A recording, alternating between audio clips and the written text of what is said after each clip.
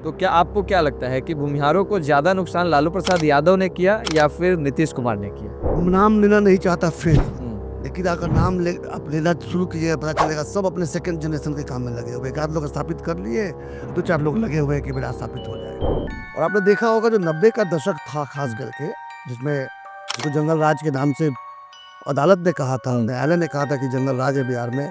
हम लोगों ने देखा भी था, जातीय संघर्ष हुए, कितने नरसंहार हुए।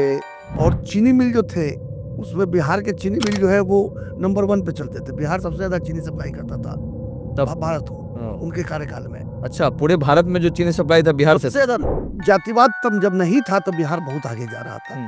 जातिवाद को जब उभार दिया गया है तो निश्चित रूप से क्या प्रतिभाएं बिहार छोड़ कर चली जा रही हैं। हालांकि श्री कृष्ण बाबू को भूमिहार कहना ही अपने आप में एक अपराध है। भूमिहार राजद न जीत जाए इसलिए जो उसको हरा सकता है उसके साथ है, ठीक मुसलमानों की तरह। जहां भूमिहार अगर साथ छोड़ दे एनडीए का तो एनडीए का लुटिया डूब जाएगी। तरह से लालू जी का परिवार तो छपरा छोड़ के बैठा हुआ है, चुनाव लड़ने के लिए खिलाते हैं लोग।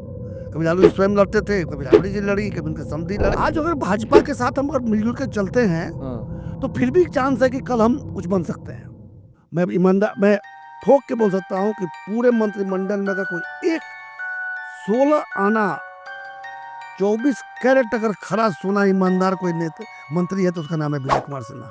क्योंकि उसमें लालू जी के जमाने में भूमिहार विशेष रूप से टारगेट पे आ गए थे। भूमिहार के साथ में समस्या ये है कि इतनी प्रबुद्ध जाति है, इतनी होशियार जाति है, जो हम लोग ज्ञान पापी कहते हैं। इतना ज्ञान पापी। ज्ञान पापी।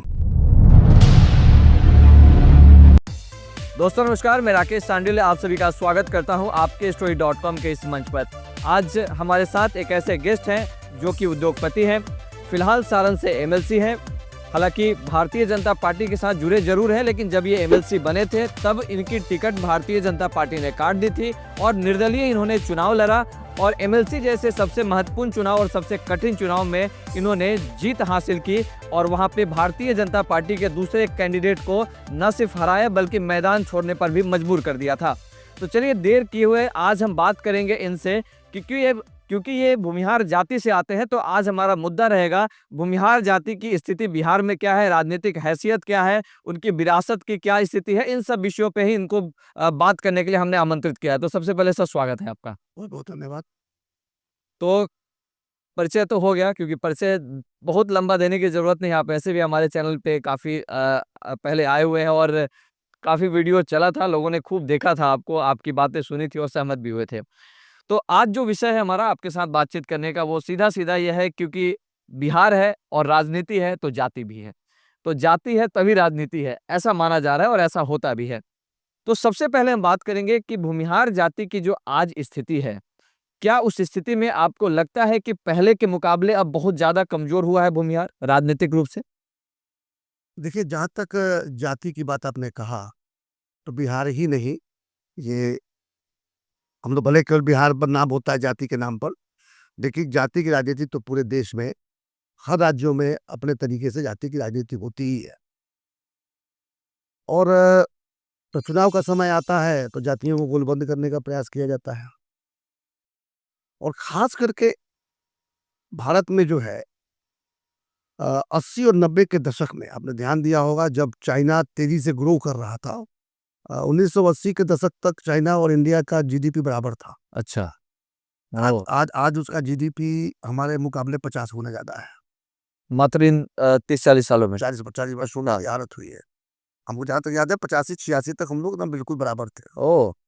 और उसी समय हमारे यहाँ आपको पता होगा कि मंडल कमीशन का रिपोर्ट आया 80 के दशक में, तो राजनीति शुरू हुई, फिर बीपी सिंह जी ने उसको लागू कराया और जातीय संघर्ष हुए। और दुर्भाग्यवश कुछ ऐसे पॉलिटिकल फॉर्मेशंस बने लालू जी के नेतृत्व में, मुलायम जी के नेतृत्व में, जिन लोगों ने जाति को एक पहचान के रूप में बढ़ावा दिया। भारतीयता पीछे हट गई और जाति जो है आगे आ गया। आज भी आप सुनते होंगे MY समीकरण की बात जो होती है, वो 40 सालों तक वो समीकरण अडिग रह गया, केवल सत्ता एक परिवार को देने के लिए। और आपने देखा होगा जो 90 का दशक था खास करके, जिसमें जिसको जंगल राज के नाम से अदालत ने कहा था, न्यायालय ने कहा था कि जंगल राज है बिहार में। हम लोगों ने देखा भी था, जातीय संघर्ष हुए, कितने नरसंहार हुए, हत्या तो आम बात हो गई थी उस समय। आपने सुना होगा कि एक से एक महाबली लोग आए और हत्याएं हुई। नरसंहार तक। नरसंहार तो मैंने हम्म गांव का गांव नरसंहार हुआ तो हुआ ही, लेकिन हत्या हम्म 2 4 5 10 हत्या तो लगता था जैसे कोई नॉर्मल बात है। और सब जातीय संघर्ष के चलते, सबसे बड़ी बात है जातीय संघर्ष उसके मतलब उन सभी घटनाओं के पीछे जाति। केंद्र में है। कभी नहीं तो हम्म। अधिकांश घटनाओं के केंद्र में जाति रहा। तो निश्चित रूप से बिहार में एक तरह से जातीय ध्रुवीकरण राजनीतिक पार्टियों के इर्द गिर्द जो हुआ, उसमें जो भूमिहार जाति की बात आप करते हैं, बिहार के पहले मुख्यमंत्री श्री कृष्ण बाबू थे, जाति के भूमिहार थे, लेकिन उन्होंने कभी भूमिहार के रूप में अपना परिचय नहीं बनाया। वो सही में बिहार केसरी थे। आज बिहार में 1962 के बाद आपको एक विकास की कहानी देखने को नहीं मिलेगी, उनके मृत्यु के बाद से। बिल्कुल। लेकिन जो पहला 15 साल था,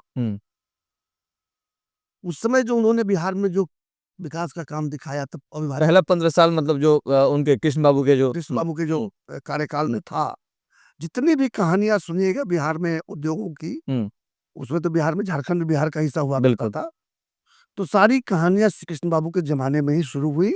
और उसके बाद लोगों ने खत्म ही किया है, नया जोड़ने के 2 4 सरकारी कारखाने आ गए, चक्का फैक्ट्री और इंजन फैक्ट्री अलग बात है।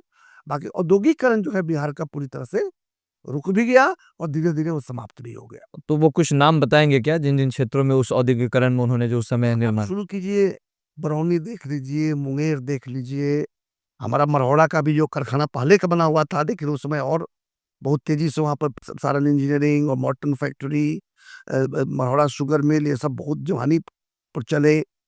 इसके बाद उधर देखिए डालमिया नगर बस गया, टाटा नगर बस गया, बोकारो स्टील प्लांट तो आया ही, बोकारो पूरा औद्योगिक क्षेत्र बन गया। धनबाद में कितने उद्योग आ गए, इवन गिरिडीह भी बहुत हम समझते हैं कि सर्वांगीण विकास हुआ। और चीनी मिल जो थे, उसमें बिहार के चीनी मिल जो है वो नंबर 1 पे चलते थे। बिहार सबसे ज्यादा चीनी सप्लाई करता था भारत को उनके कार्यकाल में। अच्छा, पूरे भारत में जो चीनी सप्लाई था बिहार से सबसे ज्यादा। लोअर गंगेटिक प्लेन जो कहते हैं, गन्ना के प्लेन को 3 टुकड़े में बांटे अगर, अच्छा, तो अपर हो गया जो पश्चिमी उत्तर प्रदेश है, फिर मिडिल हो गया जो गोरखपुर से पहले चले जाइए उधर प्रयागराज, और प्रयागराज से नीचे जब आइएगा, गंगा जी के जो पटना वगैरह लेके बिहार जो पूरा पड़ता है, इसको लोअर गंगेटिक प्लेन कहते हैं। लोअर गंगेटिक प्लेन ही सबसे ज्यादा गन्ना का उत्पादन करता था, सबसे ज्यादा चीनी सप्लाई करता था, जो आज पूरा रिवर्स हो गया है। देखिएगा एक बार जो चीनी मिल बंद हो गया, दोबारा खुला नहीं। तो चलिए, कालांतर में बहुत सी चीजें बदलती हैं, लेकिन बिहार में जो कुछ कहानी है वो श्री बाबू के जमाने की ही है कहानी। कुदरती जी ने जरूर आकर बदलने का प्रयास किया है, उस पर हम लोग चर्चा करेंगे, लेकिन वो उतना प्रभावशाली नहीं रहा जो प्रभावशाली उनके जमाने में रहा था। उन्होंने कोई जाति विशेष देखकर तो किया नहीं। तो जातिवाद तब जब नहीं था, तब बिहार बहुत आगे जा रहा था। जातिवाद को जब उभार दिया गया है, तो निश्चित रूप से क्या प्रतिभाएं बिहार छोड़कर चली जा रही हैं।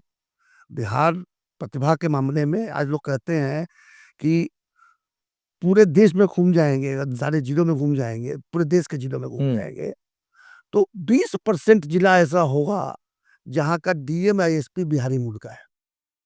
तो प्रतिभा की कमी होती तो ऐसा नहीं होता। आप डॉक्टरों में गिन लीजिए, इंजीनियरों में गिन लीजिए, वकीली के पेशे में देख लीजिए, जजेज में देख लीजिए, बिहारी जहां है अपना परचम लहराए। उद्योग में भी काफी काम किया उन लोगों ने, बिहारियों ने। लेकिन दुर्भाग्य है कि बिहार में नहीं रह पाए, बिहार के बाहर जाके किए। और ये पूरा जो नुकसान जो बिहार का हुआ, ये जातिवाद के चलते ही हुआ।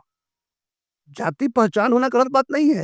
क्या गुजराती अपने आप को जाति से नहीं पहचानते हैं? क्या मराठी अपने आप को जाति से नहीं पहचानते हैं? क्या तमिलनाडु के लोग जाति से नहीं पहचानते हैं? वो एक परिवार समझ में आता है कि हम इस परिवार से आ रहे हैं, तो उसके लिए जाता है। वोट के समय ध्रुवीकरण भी होता है, सब कुछ होता है, लेकिन किसी और को भगा दिया जाए ऐसा नहीं होता है। भगा दिया जाए ऐसा नहीं। यहाँ पर जो स्थिति ऐसी बन गई, खासकर जब अपहरण उद्योग यहाँ शुरू हुआ, वो 15 साल जो 90 के दशक से शुरू होकर 2005 तक जो चला, ये 90 के दशक में जो अपहरण उद्योग चला, उसमें जितने प्रतिभावान लोग थे, उन लोगों ने अपने परिवार की सुरक्षा के लिए बिहार छोड़ दिया। उसमें भूमिहारों की संख्या बहुत अधिक थी। अच्छा, बहुत ज्यादा। देखिएगा, सफल भूमिहार जो है वो बिहार के बाहर है। और वो उसी समय छोड़ के गया। उसी समय से शुरू हुआ। अब तो सेकंड जनरेशन थर्ड जनरेशन आने लगे, तब तो लौटते हुए भी नहीं दिख रहे हैं। अब उससे आगे सोच रहे हैं फिर वो। आगे सोच रहे हैं। तो अब जब श्री बाबू की आप बात कर रहे हैं और जब भूमिहार की बात हो रही है, तो उन्होंने ही अपने तरफ से जाति का जो एक उस समय बहुत सारा द्वेष चल रहा था, जिसमें छुआछूत और वगैरह थी, तो इन सब पहलुओं को भी तो उन्होंने छुआ था। तो किस रूप में छुआ था उन्होंने? तो ये समझ लीजिए कि जिसको हम बाबा धाम कहते हैं, हम्म। वहाँ का पुजारी दलित को बनाया उन्होंने। उन्होंने ही बनाया। तो ये वो श्री कृष्ण बाबू की बात तो करेंगे तो फिर पूरा स्टोरी श्री कृष्ण बाबू की स्टोरी चला जाएगा। जी जी जी। आज तक उनको भारत रत्न नहीं मिला, हम्म। ये जाति ही कारण है। क्योंकि वो भूमिहार जाति से आते हैं। भूमिहार जाति जाते हैं, और आज भूमिहार जो है बिहार में पॉलिटिकली थोड़ा अलग थलग हो गए हैं, तो उनको लुभाने के लिए कोई काम नहीं करता। हालांकि श्री कृष्ण बाबू को भूमिहार कहना ही अपने आप में एक अपराध है। श्री अच्छा। कृष्ण बाबू भारत रत्न है, बिल्कुल, बिहार हाँ। रत्न है, बिहार केसरी है। हम्म। श्री कृष्ण बाबू को भारत रत्न कहने से भारत रत्न जो सम्मान जो है उसका सम्मान बढ़ेगा, श्री कृष्ण बाबू का नहीं बढ़ेगा। श्री कृष्ण बाबू तो भारत रत्न वैसे भी है। वैसे भी हाँ, उनको नहीं मिले, लेकिन उन्होंने जो काम किए हैं उसके आधार पे तो निश्चित तौर बताया कि पॉलिटिकली किस तरह से हाँ। मतलब कि जाति ने हमारे विभूतियों को भी अपमानित करने का काम किया, ये मैं बता रहा था। अभी अगर हम अब राजनीति की बात करें, करंट सिचुएशन की बात करें, तो जब चुनाव आ रहे हैं, तब जातियों की बात हो रही है और वो सिर्फ कुछ महीने तक चलती है। अब अगर हम बात भूमिहार की करें, तो उसमें अब किसी एक पार्टी के लिए दिखाई नहीं दे। एक समय लगता था कि हमसे भूमिहार जो है वो भारतीय जनता पार्टी को वोट कर रहे हैं, लेकिन अब तो आरजेडी भी कह रही है कि भूमिहार हमें वोट कर रहे हैं। अब तो जदयू भी कहते हैं कि हमारे जो वोटर है वो भूमिहार है, और बीजेपी तो पहले से ही मान के बैठी है। लेकिन क्या इस पूरे घटनाक्रम में आपको नहीं लगता है कि भूमिहार सही में बट गया है? देखिए, अगर कहिएगा कि किसी भी जाति की बात हम्म। करें, हम लोग कहते हैं ना MY जादव, तो जादव क्या 100% वोट देता है राजनीति को? ऐसा थोड़ी है। 100% कोई भी जाति किसी एक पार्टी को वोट नहीं नहीं देता। करती है, ये सच्चाई है। हम बात करते हैं कि बहुतायत किसको करते हैं।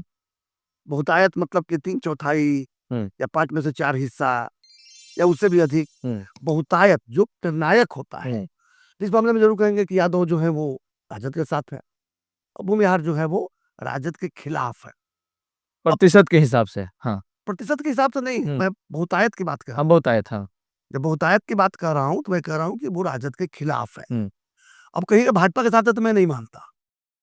अच्छा। भाजपा के साथ है ऐसा मैं नहीं मानता। कौन, भूमिहार? भूमिहार, अच्छा। भूमिहार राजद न जीत जाए इसलिए जो उसको हरा सकता है उसके साथ है, ठीक मुसलमानों की तरह। अच्छा। मुसलमान राजद के साथ नहीं है। हिम्मत समझिए कि मुसलमान बड़ी खुश है, राजद के साथ। राजटेन में जाकर किरासन तेल बन के जल रहा है तो बड़ी खुश है, ऐसी बात नहीं है। राजद ने तो पूरे मुसलमान के लीडरशिप को खत्म कर दिया, समाप्त कर दिया। किसी को आगे रहने लीडरशिप बचा ही नहीं। जैसे अब्दुल बारी सिद्दीकी एक समय वो भी खत्म है, अंतिम क्षणों में चल रहे हैं, कोई नया उभरा नहीं। तो वो केवल क्या कहते हैं, उन्माद फैलाकर वोट लेते हैं, और क्या भाजपा का भय दिखाकर वोट लेते हैं। तो वो जो राजद के साथ इसलिए है कि उनको भाजपा का कोई विकल्प नहीं मिला है। उसी तरीके से भूमिहार, उसी तरह से भूमिहार को जब तक राजद का विकल्प नहीं मिलता, तब तक वो जो भी फॉर्मेशन होगा, वो चाहे एनडीए के रूप में आ जाए। जैसे अभी तो क्या भाजपा ही केवल नहीं है, भाजपा है, जदयू है। आधी से आधी सीटों पर तो भाजपा नहीं लड़ती है, आधी सीटों पर जदयू लड़ता है, लोजपा आ गया आपका, जो एनडीए के बाकी ये के जो बाकी घटक हैं। तो भाजपा तो मुश्किल से मुश्किल 100 सीट पर लड़ेगी 242-43 में से। लेकिन भाजपा के साथ नहीं है, वो एनडीए के साथ इसलिए है कि उनको जो है राजद के खिलाफ रहना है। उनको वो जनरल राज याद आते रहता है। हम तो चुनाव में जो जाते हैं, बड़ी रोष रहता है भूमिहारों के बीच में।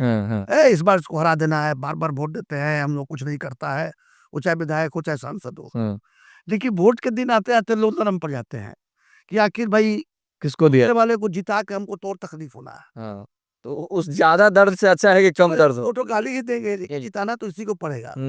और यही कारण है कि जाकर फिर वो कमल में और तीर में और इस तरह की जगहों पर वोट देते हैं। एक सीधा सवाल है कि क्योंकि इसी से रिलेट हो रहा है, तो क्या आपको क्या लगता है कि भूमिहारों को ज्यादा नुकसान लालू प्रसाद यादव ने किया या फिर नीतीश कुमार ने किया? मैं समझता हूँ भूमिहारों को ज्यादा नुकसान भूमिहार के नेताओं ने किया। कैसे? देखिए, आप किसी और से अपेक्षा नहीं कर सकते कि आपको मजबूत करने के लिए कोई काम करेगा। किसी और से उम्मीद करना जायज नहीं। अच्छा, क्यों उम्मीद करेंगे भैया आप? राजनीति में जो लोग हैं सब लोग अपने हितों की चिंता करेंगे। आपके हित की चिंता कोई और क्यों करेगा? आपकी हित की चिंता तो आपको ही करनी पड़ेगी। अब हमारा जो नेतृत्व, जो श्री बाबू के बाद जो नेतृत्व आया, जैसे कैलाशपति मिश्र जी ने भारतीय भारतीय- जनता पार्टी को यहाँ पर पोषित करके बड़ा किया। वो भी श्री कृष्ण बाबू के ही सोच वाले थे। और कई लोगों को कंफ्यूजन है कि वो शायद पंडित है, तो ऐसा नहीं, वो भूमिहार ही है। बिल्कुल। कैलाशपति मिश्र जो है वो भूमिहार बिल्कुल थे। भूमिहार हैं हाँ। और ब्रह्मपुर के रहने वाले भूमिहार ही जी। हैं। मैं परिवार को भी जानता हूँ और सब लोग मानते हैं, जानते हैं भी हम्म। भूमिहार है वो। लेकिन उन्होंने भी श्री कृष्ण बाबू की तरफ बड़ा दृष्टि रखा और भाजपा को बड़ा करने का काम किया, ना कि भूमिहारों को ताकतवर बनाने का काम किया। तो उस हिसाब से आप चाहें तो थोड़ा दोषी उन्हें बना सकते हैं, उन्होंने भूमिहारों को पीछे कर दिया। लेकिन सोच के साथ अगर जाइएगा तो ये बड़े महान आदमी थे। बिल्कुल। लेकिन इसके बाद खासकर 90 के दशक से जो राजनीति शुरू हुई लालू जी के ज़माने से, या यूँ कहिए कि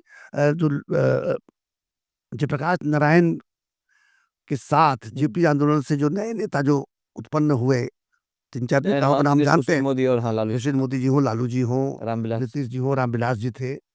इन सब लोगों ने धीरे-धीरे पिछड़ों की राजनीति को बढ़ावा देना शुरू किया।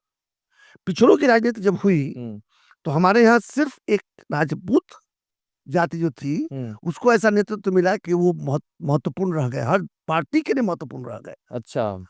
आप मक देख लीजिए हाँ, कितनी टिकटें मिलती हैं राजपूतों को, हर दल से अभी भी मिलती है। अभी मिलती है, हर दल से मिलता है और हर दल से जीतते भी हैं वो लोग। इसके कारण जरा बताइए इसका। कारण ये है कि उनके नेतृत्व ने अपने समाज का ख्याल रखा, जाकर कहीं गिरवी नहीं रख दिया। अच्छा, मतलब हम दूसरे समाज का, जाति का ख्याल रख रहे हैं, लेकिन हम अपना भी अपना अपना ख्याल खुद ही रखना पड़ेगा ना। बिल्कुल। आज भूमिहार के पास में क्या क्षमता है, ये प्रदर्शित नहीं हो पाता है, परिलक्षित नहीं हो पाता है।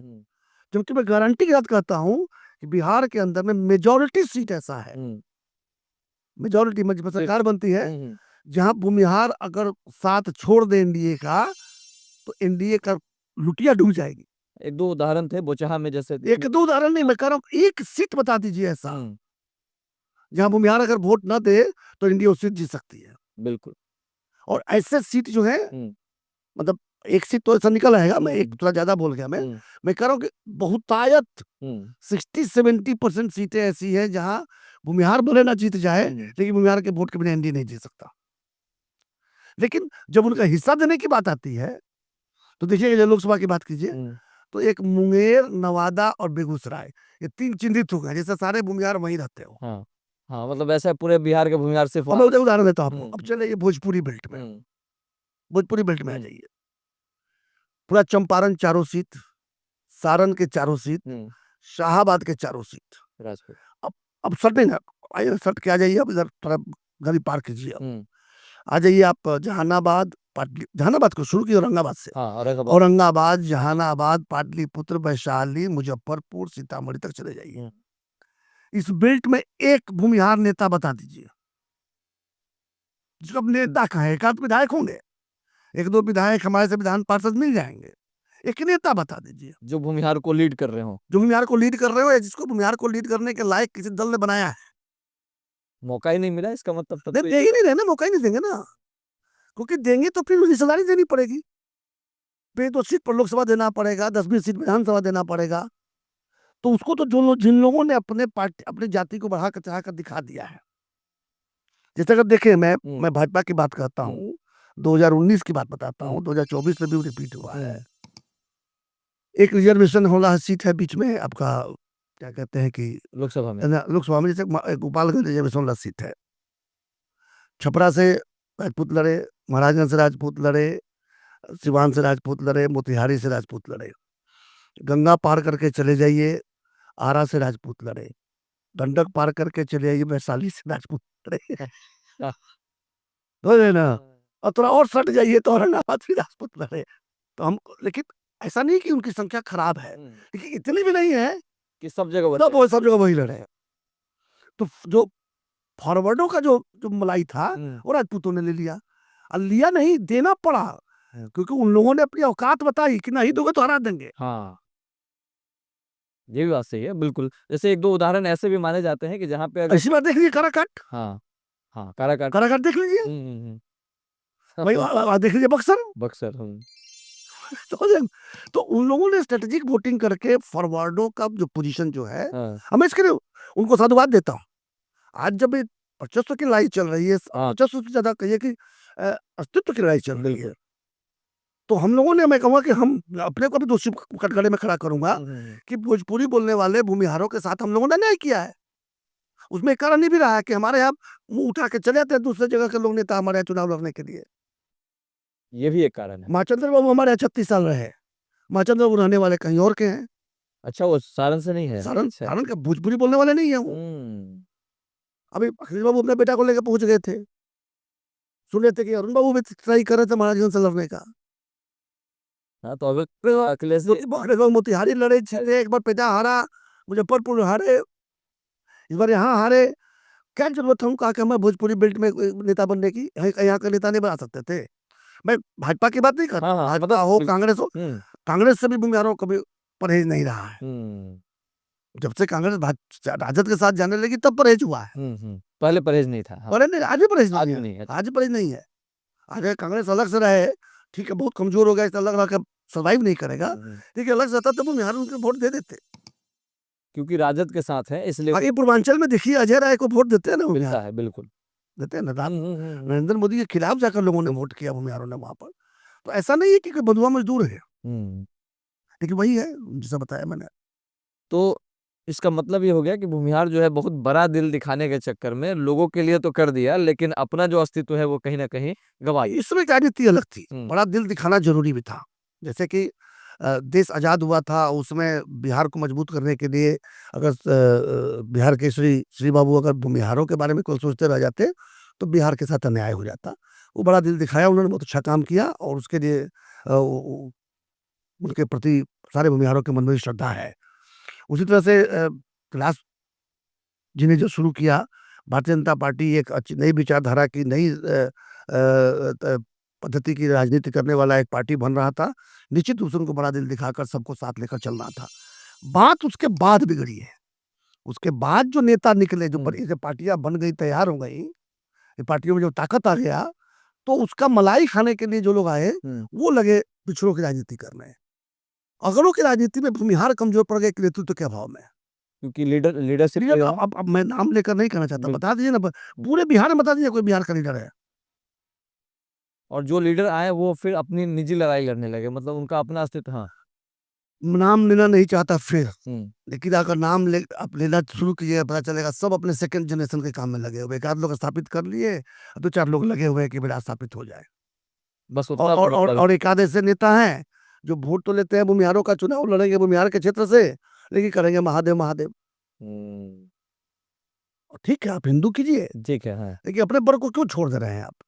मैं गिरिराज बाबू की बात करता हूँ। हाँ, एक आप किशनगंज से तो चुनाव नहीं लड़ते जो हिंदू हिंदू कीजिएगा, लड़ते तो जाके वही नवादा बेगूसराय से हैं, क्योंकि वहां भूमिहार बहुल क्षेत्र है। अब देते भी हैं लोग वोट आपको, आप एक जैसे आप लोगों नेतृत्व तो नहीं देते।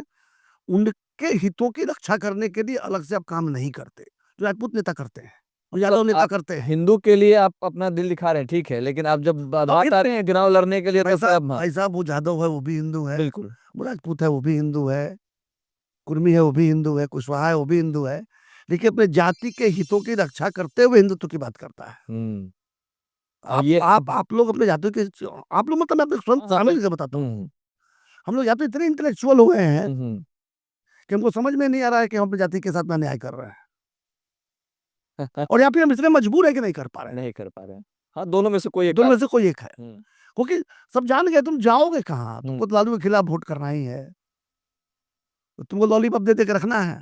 तो जब जदयू की बात करें तो उसमें भी लोगों को कहा जाता है कि सेकंड लाइन में जो लोग हैं वो भूमिहार ही चला रहे हैं उसको। अगर हम एलजेपी की बात करें तो अभी की तो बात नहीं करते हैं, लेकिन जब रामविलास पासवान जी का जब एलजेपी रहा है तो उस समय जो सेकंड लाइनर जो रहे हैं वो भूमिहार ही रहे हैं। अब जब अलग-अलग जगह पे सेकंड लाइनर रह रहे हैं, तो फिर क्यों नहीं सब लोग मिल कर के एक मंच पर आकर के अपने अस्तित्व को बचाने के लिए कुछ करें? ऐसा क्यों नहीं कर रहे हैं? नहीं किए, इसीलिए तो ये हाल हुआ है। अब तो करें। जब अपने नेक्स्ट जनरेशन के में लोग लग गए हैं तो कहाँ से इकट्ठा होंगे? तो पूरे परिवार बिहार पूरे समाज की बात नहीं हो रही है, अपने परिवार की बात। सब लोग वही कर रहे हैं ना, जो दूसरे दलों में लोग कर रहे हैं तो उसका देखा देखी लोग भी कर रहे हैं। अब हमारा बेटा भी इसमें थोड़ा आ जाए, तो कोई बेटा को सेट करने लगा है, कोई बेटी को, तो कोई बहू को, यही चल रहा है और इसमें आप कुछ कर नहीं सकते। देखिए, अब स्थिति ऐसी है कि धीरे धीरे भूमिहार के रेलिवेंस खत्म नहीं होने वाला है। देखिए भूमिहार जो है कोई पैकेज में नहीं जाएगा। हाँ, प्रॉब्लम केवल पैकेज का है, पैकेज क्या है? पैकेज में नहीं जाने वाले। हम्म। बाकी जातियां पैकेज में चली जाती है, भूमिहार पैकेज में नहीं जाएगा। एक एक जगह पर एक एक लोगों को साधा जाता है, आसानी से काम निकाल लिया जाता है। मतलब पता है कि कहाँ पे कौन सा गियर लगाना है, किसको टारगेट करना है, उससे काम निकलना चाहिए सिर्फ उस समय। क्या यही कारण है कि जब भी चुनाव का समय आता है, तो बाकी जो जाति है उसके जो नेता होते हैं उनके ऊपर घात नहीं कि घात कह सकते हैं हम, इसलिए घात इसलिए कह सकते हैं कि जब भूमिहार जाति का कोई कैंडिडेट ऑलरेडी पहले से होता है और उसकी कोई छवि भी बिगड़ी नहीं है, किसी प्रकार की नेगेटिविटी नहीं है और ऐसे कई उदाहरण है कि उनके टिकट काट दिए जाते हैं। हम बात भारतीय जनता पार्टी की बात करें, इसलिए कर रहे हैं क्योंकि भारतीय जनता पार्टी को वो वोट करते आ रहे हैं भूमिहार। तो ऐसे और इसके आप भी शिकार हुए हैं। तो इस चीज़ को आपने अब कैसे महसूस किया? क्योंकि जब आपका टिकट कटा था, तो भूमिहार पूरे बिहार के जो भूमिहार थे, जिन लोगों ने भी इस बात की सूचना जिनको भी मिली, बड़ा दुःख हुआ। लोगों ने सोशल मीडिया पे भी खूब लिखा कि ये गलत किया अभी भारतीय जनता पार्टी ने। फिर आप वापस अपने दम पे जीतते हैं और फिर जीतने के बाद वापस आप भारतीय जनता पार्टी में चले जाते हैं। तो क्या फिर एक कहीं न कहीं समाज को ये बुरा नहीं लगा? अब देखिए, यही मैं बता रहा था, इतनी देर समझाने की यही कोशिश कर रहा था। अब तो आप मेरे पे आए तो मैं अपना ही उदाहरण देता हूँ। हाँ। टिकट कटा, चुनाव लड़े, जीते। हुँ, जो चुनाव मैं लड़ता हूँ, उस चुनाव में भूमिहार के वोट का बहुत बड़ा महत्व नहीं होता है। हुँ, आपको पता होगा कि जो पंचायती राज के चुनाव होते हैं, उसमें बहुत ज़्यादा भूमिहार लोग लड़ते भी नहीं हैं बिल्कुल। और लड़ते हैं तो जीतते भी नहीं हुँ, हैं। तो हमारे यहाँ का 5,500 वोटर होगा, तो उसमें 55 से 60 वोट ही भूमिहार होगा। लेकिन हम 2829 वोट लाके जीते, इसका मतलब सारे वर्ग के लोगों ने वोट दिया बिल्कुल। तब जीते। हुँ, तो राजनीति जब करनी होगी तो सबको साथ लेकर चलना होगा। लेकिन जब भूमिहारों के हितों की रक्षा करने की बात आई, मैं अब बताता हूँ लोकसभा के चुनाव के समय। मैं तो निर्दलीय हूँ, आज भी हूँ, मैं किसी दल में तो हूँ नहीं, नहीं भारतीय जनता पार्टी में बिल्कुल तो नहीं हूँ। अच्छा, किसी बड़ी दल बात कह रहे हैं आप क्योंकि आपके चुनाव मैं किसी दल में नहीं हूँ, मैं किसी दल में हूँ नहीं। मैं निर्दलीय ही हूँ। आज भी मेरा परिचय है निर्दलीय विधान पार्षद। अब देखिए, हाँ, जब चुनाव का समय आया तो हमारे अब मैं बताता हूँ, मेरा चुनाव क्षेत्र सारण है। हाँ, मैं इतना बड़ा नेता नहीं हूँ कि मैं बिहार की बात करूँ। लेकिन सारण ज़रूर मैंने 2 बार अगर जीता है और लोगों का सम्मान और प्यार मिला है, तो मैं जानता हूँ कि सारण में मेरा एक वजूद है। हुँ, मैं स्वीकार करूँ ना करूँ, मेरे विरोधी स्वीकार करें ना करें, सारण की जनता स्वीकार करती है तभी तो जिताई और है। जिताई भी है और वो फल भी देती है। बिल्कुल। जब चुनाव का समय आया तो देखिए सारण में हमारे 2 सीट है हुँ, लोकसभा के। एक सारण, जहाँ से रूडी जी सांसद हैं, हुँ, और दूसरा महाराजगंज, जहाँ से श्री जी सांसद हैं। हुँ, दोनों भाजपा के हैं। दोनों के खिलाफ बाहरी चुनाव लड़ने चले आए। एक लालू जी की बेटी रोहिणी आचार्य जी आ हुँ, गई यहाँ से हुँ, चुनाव लड़ने के लिए सारण से, और दूसरे हमारे भूमिहार जाति के बड़े नेता हैं अखिलेश अखिलेश बाबू, हुँ, वो अपने पुत्र को लेकर चले आए। एक तो वैचारिक मतभेद तो है ही, हुँ, कांग्रेस और राजद का जो विचार है उससे कभी भी भूमिहार सहमत नहीं हो सकता है। बिल्कुल। माने अधिकांश भूमिहार सहमत नहीं होता, कुछ स्वार्थ के लोग सहमत हो भी जाए। तो एक तो वो बाध्यता थी, दूसरी थी कि क्या हम अपने यहाँ से बाहर के लोगों को राजनीति करने का फिर से मौका दे दें? चुनाव लड़े, जीते या हारे, फिर दोबारा तो लौटने वाले हैं नहीं। बिल्कुल। और ये अक्सर देखा गया है अखिलेश बाबू के पुत्र तो अब जब मोतिहारी छोड़ दिए, अखिलेश बाबू जब मुजफ्फरपुर छोड़ दिए, तो महाराजगंज भी छोड़ जाती है। उसी तरह से लालू जी का परिवार तो छपरा छोड़ के बैठा हुआ है, चुनाव लड़ने के लिए केवल आते हैं लोग। कभी लालू जी स्वयं लड़ते थे, कभी राबड़ी जी लड़ी, कभी उनके समधी लड़े। जैसे विपक्ष में अगर नहीं आता है वहाँ पे, जैसे अगर हम हारे, तो एक होता है ना कि चलिए हम हार गए तो हम 5 साल फिर हम हैं वहाँ पे। विपक्ष सत्ता पक्ष की बात ही मैं नहीं कर रहा। हाँ, कह रहा हूँ कि आप जब वहाँ से चुनाव लड़ते हो, हाँ, तो जीतो या हारो, जिन लोगों ने आपका साथ दिया, उसके साथ खड़ा दिखना पड़ेगा ना जी। बिल्कुल वही तो जो जीता उसके विपक्ष में आप रहे या तो जैसे भी हाँ। तो रहने वाले नहीं थे। हुँ, अब हमारी देखिए, हमको जिन लोगों ने विश्वास करके जिताया, हुँ, अब वो हमारी तरफ देख रहे हैं कि भई आप किधर हैं। हुँ, तो मुझे तो एक पक्ष लेना पड़ेगा, न्यूट्रल तो नहीं हो सकता। राजनीति में अगर रहना है हाँ, और चुनाव के समय, वो भी जो महाचुनाव जो होता है, जो देश के लोकसभा प्रधानमंत्री चुन करने वाला होता है, तो उसमें कैसे हम निष्पक्ष रह जाएँगे? तो बहुत सोचने समझने के बाद मैंने देखा कि मैं उस फ़ॉर्मेशन को तो सपोर्ट कर नहीं सकता।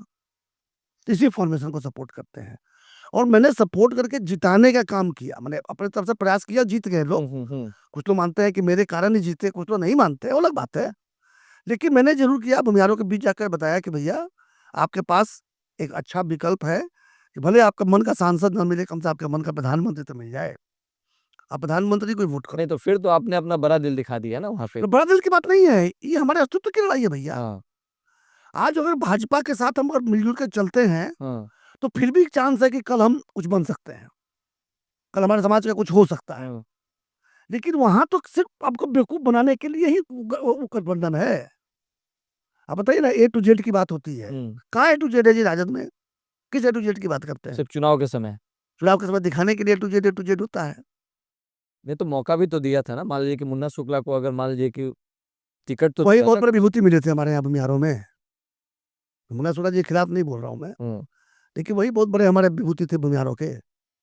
नेता को कहना है इतने साल से। भाई नेता होना मैं मानता हूँ, नेता है, उनके अपने लोगों ने स्वीकार नहीं किया, वैशाली के लोगों ने उनको स्वीकार नहीं किया। बात समझना पड़ेगा ना आपको। तो केवल भूमिहार के नाम पर कार्तिक मास्टर को टिकट दे दिए, इधर आप मुन्ना शुक्ला को दे दी, इसलिए नहीं हो जाएगा कि आपने नेतृत्व उभार दिया। नेतृत्व उभारना होता है जब कोई महत्वपूर्ण जिम्मेवारी आप देते हैं। चुनाव लड़वाना नेतृत्व उभारना नहीं होता है। जैसे भारतीय जनता पार्टी भी बहुत सारी सीटों पर चुनाव लड़वाती है, ऐसी बात नहीं है कि भूमिहारों को बिल्कुल ही टिकट नहीं मिलता है, मिलता तो है बिल्कुल। हाँ, लेकिन नेतृत्व उभार रहे हैं। एक से विजय सिन्हा जी को नेतृत्व उभारने का मौका मिला है, तो कितना बढ़िया वो काम कर रहे हैं। मैं ईमानदार, मैं ठोक के बोल सकता हूं कि पूरे मंत्रिमंडल में अगर कोई एक 16 आना 24 कैरेट अगर खरा सोना ईमानदार कोई नेता मंत्री है तो उसका नाम है विजय कुमार सिन्हा। नहीं ये तो लोगों को ठीक है, समझ में आ रहा है जिनको उनका लाभ मिल रहा है, या लेकिन फिर हमें लग रहा है कि वही बात हो रही है, श्री कृष्ण बाबू जो बने थे ना, वही वो भी बनने की कोशिश कर रहे हैं बिल्कुल शायद। नहीं, बिल्कुल नहीं है। उनके बारे में देखता हूँ कि वो भूमिहारों को साथ लेकर चलने की कोशिश कर रहे हैं, भूमिहारों के हितों की रक्षा करने की कोशिश कर रहे हैं, बिना किसी के साथ अन्याय किए हुए। पूरे बिहार के साथ न्याय करते हुए जो ईमानदार व्यक्ति है, वो पूरे बिहार के साथ भी तो न्याय कर सकता है ना। तो पूरे बिहार के साथ न्याय करते हुए भी अपने वर्ग के हितों को की भी रक्षा करने का प्रयास करते हैं। मैं कैमरा पर उनकी प्रशंसा कर रहा हूँ, उनसे मुझे कुछ मिलना नहीं है। नहीं ठीक है, वो एक मतलब बहुत साल बाद हमको लगता है कि शायद आज़ादी के बाद अगर उनकी बात, कृष्ण बाबू की बात छोड़ दें, तो पहली बार कोई भूमिहार का कोई एक ऐसा व्यक्ति है जिसको भारतीय जनता पार्टी ने उप मुख्यमंत्री के तौर पे ही भले मौका दिया, लेकिन दिया है, ये बात सही है। लेकिन क्या सिर्फ उनको मौका दे देने से पूरे बिहार के भूमिहार का कल्याण तो नहीं होगा ना, क्योंकि एक पार्टी में कई और लोग हैं। आप एक जगह मौका दे रहे हैं और नीचे कई जगह से परकतर रहे हैं। देखिए बात समझिए, जिस क्षेत्र से वो आते हैं, मिथिला आंध्र प्रदेश का जो क्षेत्र जो है, भूमिहारों की वो अच्छी खासी संख्या है। अब वहां पर उन्होंने अगर एक नेतृत्व उभारा है, अरे मुख्यमंत्री तो हमारा नहीं है, भाजपा का नहीं है, भाजपा हमारा मतलब भाजपा का नहीं है, तो भाजपा उप मुख्यमंत्री सबसे बड़ा पद दे सकती है, तो वो उन्होंने दिया है।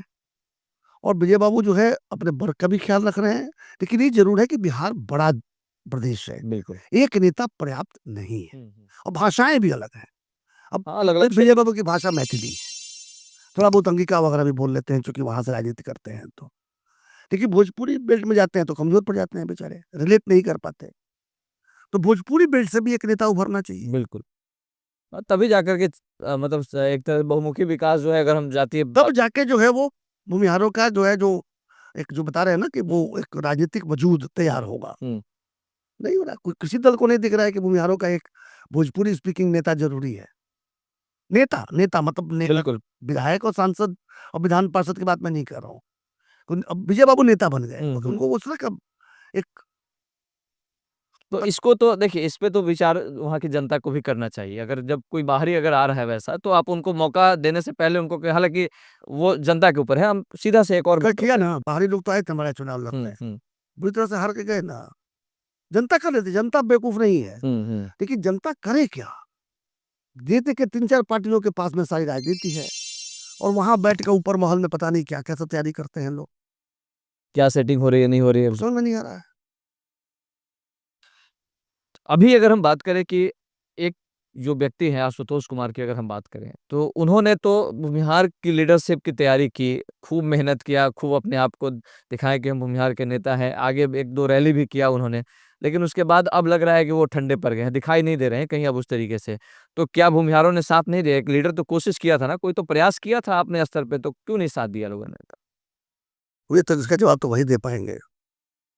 मैंने उनको बहुत अध्ययन नहीं किया, इसलिए उनके बारे में बहुत कुछ कहने की स्थिति में नहीं। नहीं ठीक है, हम उनको छोड़ देते हैं। मान लीजिए कि एक व्यक्ति, कोई भूमिहार कहीं, कोई भी, हम पर्सनल किसी पे नहीं जाते हैं, तो एक मौका तो था ना लोगों के पास कि भाई हम उनका मदद करते हैं। वो तो बेचारे चुनाव भी लड़े और हार गए, उसमें भी अपने क्षेत्र से भी जाकर के चुनाव लड़े, हार गए, वहां पे भी लोगों ने वोट नहीं दिया। तो ये कहीं ना कहीं हमारी राजनीतिक जो सोच है, कहीं ये भी तो गलत नहीं हो रहा, हम भी मौका नहीं दे रहे हैं ना लोगों को अपने। ये तो मतलब कि किसी व्यक्ति विशेष को मौका क्यों दे, ऐसी क्या बात है? समाज का जब तक आप विश्वास नहीं जीत लीजिएगा तो समाज आपको क्यों मौका देगी? वो आशुतोष जी हो या हम हो या आप हो, हम समाज का विश्वास अगर नहीं जीतेंगे तो समाज हमको क्यों साथ देगी? हम समाज को दोषी बनाएंगे पहले क्या? काम करना पड़ेगा। समाज हमको साथ अगर नहीं देगा तो समाज दोषी हो गया। समाज अगर साथ नहीं दिया तो हमको अपने अंदर झांक के देखना पड़ेगा कि क्या कारण है कि समाज हमें स्वीकार नहीं कर रहा है। ये प्रश्न तो खुद से पूछना पड़ेगा, ये प्रश्न किसी और से नहीं पूछ सकते आप। जैसे मैंने कहा ना कि भूमिहार अगर आज राजनीतिक रूप से हाशिए पर चले गए तो इसका दोषी कोई और जाति थोड़ी है। खुद ही। भूमिहार के खुद लीडर लोग हैं, हम ही लोग हैं जो हम लोगों ने अपनी जाति को जो है तो हाशिए पर ला दिया। कुछ जो पहले से जो लोग, जैसे हम बात करें सूरजभान सिंह, ये भी लोजपा में रहे और काफ़ी मजबूती से रहे अपने समय के दौरान, लेकिन अब वो भी कहीं न कहीं कटे हुए नज़र आ रहे हैं। धूमल सिंह जो उधर थे, एक अपने क्षेत्र में विधायक के तौर पे ही करते थे, लेकिन अब उनका भी एक तरह से लगता है कि राजनीतिक पतन हो गया है, ऐसा लोगों का मानना है। तो इस तरीके से हम तो 1-2 एग्ज़ाम्पल यहाँ के दे रहे हैं। ऐसे ही धीरे-धीरे, जैसे अरुण बाबू थे, अरुण बाबू एक अच्छे नेता थे। जहानाबाद जैसी सीट जो है, जो कि भूमिहारों की सीट थी, उसको उनसे छीन करके और किसी दूसरे समाज को दे दिया गया। तो ये भी तो एक हो रहा है ना, इसके बारे में आपका क्या विचार? नहीं, नहीं तो हर जगह हुआ है। देखिए कोई एक व्यक्ति बहुत लंबे समय तक राजनीति में नहीं चल सकता है। अ, हर चीज़ का जैसे हर प्रोडक्ट का एक लाइफ होता है, होता है, हाँ, एक्सपायरी डेट होती है। एक्सपायरी डेट होती है। तो उसी से नेताओं का भी एक्सपायरी डेट होता है। कभी एक तरह की राजनीति चलती है, जैसे सचभान जी के नाम आपने लिया, रामविलास जी के साथ में बहुत मजबूती से थे हुँ। और बहुत ताकतवर नेता के रूप में उनके साथ रहे। लेकिन वो चिराग जी के साथ नहीं कर पाए। हुँ। पशुपति पारस जी के साथ गए, पशुपति पारस जी में के अंदर वो क्षमता नहीं थी और जैसे मैंने बताया भूमिहार अपने दम पर तो कुछ बहुत बड़ा कुछ कर नहीं पा हुँ, रहा है। हुँ, हुँ। और उनकी तो तबीयत भी खराब रहने लगी तो उनकी उम्र के साथ भी और स्वास्थ्य के साथ भी वो फिज़ल आउट कर गए। या पता नहीं अब आगे क्या करेंगे, मैं नहीं कह सकता। जहाँ तक धूमल बाबू का सवाल है, तो धूमल बाबू विधायक से आगे बढ़ने की भी कोशिश भी नहीं किए। तो जहाँ तक धूमल बाबू का सवाल है, हुँ। धूमल बाबू अब विधायक बन के ही बड़े खुश रहे हैं और वो अपने विधानसभा से तो पहली बार हारे हैं चुनाव। अच्छा, पहली बार पहली बार हारे, वो भी हुँ। उनकी पत्नी को टिकट दिया गया था, अच्छा। उनको ब नहीं दिया गया था। और होता है जब जो 5-6 चुनाव जीतने वाला कोई चुनाव हार जाए इसलिए उसकी कहानी खत्म नहीं हो जाती। इसलिए आपने जो कहा कहानी खत्म है, नहीं है हुँ, हुँ। और वो अपने स्थानीय स्तर पर बहुत मजबूत आज भी हैं। अरुण बाबू का सवाल है, तो अरुण बाबू को मैं बहुत गंभीरता से अध्ययन नहीं किया, उससे नहीं बोलूँगा, हुँ। लेकिन मुझे लगा कि जहानाबाद की राजनीति में कहीं उनसे कुछ चूक हो गई। जब वो कार्यकाल में जब थे। जब वो पीक पर थे, हाँ। उस समय कुछ राजनीतिक निर्णय उनके गलत चले गए और एक बार क्या होता है राजनीति में कोई आप गलत निर्णय ले लेते हैं ना, तो फिर उसको करेक्ट करने में बड़ा लंबा समय लग जाता है। हुँ।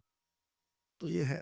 अभी जितनी भी पार्टियाँ हैं, जैसे कि आप देखिए तो सबके एक लीडर हैं, जैसे अभी हम लोग बात कर रहे थे। जैसे मान लीजिए कि अगर हम पासवान या अगर एससी-एसटी की बात करें तो चिराग पासवान का, मांझी जी का नाम आ जाता है। यादव समाज की बात करें तो लालू प्रसाद यादव का नाम आ जाता है। अगर हम मुसलमानों की बात करें तो ठीक है, शहाबुद्दीन आज नहीं है लेकिन उनके लड़के हैं, तो उनको भी लोग अभी कहीं न कहीं अपने प्रतिनिधि के तौर पे देखता है। लगभग अगर निषाद समाज की बात करें तो वहाँ पे भी एक मुकेश सहनी अपने आप को मजबूती से नज़र आ रहे हैं।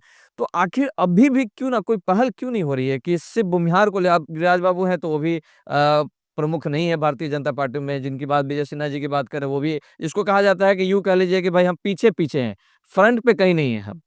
देखिए बड़ी पार्टियों में आप फ्रंट में नहीं रह सकते। आप जो गिरिराज बाबू और विजय बाबू की बात किए, तो गिरिराज बाबू आज केंद्रीय मंत्री हैं और लगातार है, तीसरा टर्म है।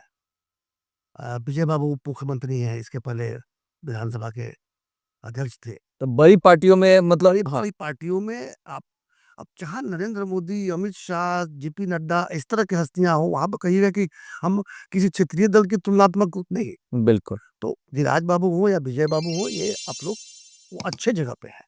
मैं सिर्फ़ ये कह रहा हूँ कि गिरिराज बाबू जो हैं वो हिंदू-हिंदू करते हैं, वो यहाँ पकड़ ले।